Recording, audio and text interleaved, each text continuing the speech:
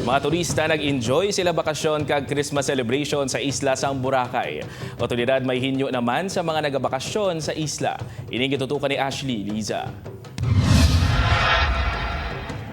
Napuno ang Our Lady of the Most Holy Rosary Church sa isla sang Boracay sa ginpatigayon nga misak sa Bespera sang Pasko.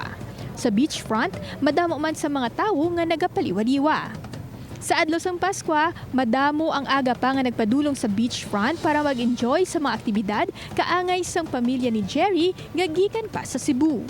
Dinala ko lahat ng pamilya ko dito para mag-try naman nila kung ano yung Boracay. Ang ganda ng Boracay.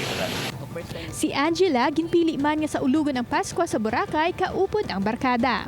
Kasi ano naman po kasi dito, maganda talaga po kasi dito sa Boracay, kaya dito po namin naisipang mag-celebrate. Padayon sa gihapon ang pag-abot sa mga turista sa Katiklan Jetty Port. Gani ang kapulisan, kaupod ang Philippine Coast Guard, nakaalerto.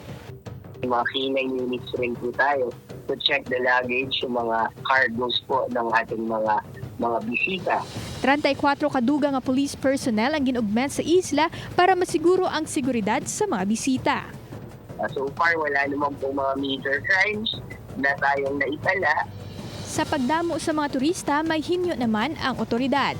We re-emphasize the responsible tourist, no?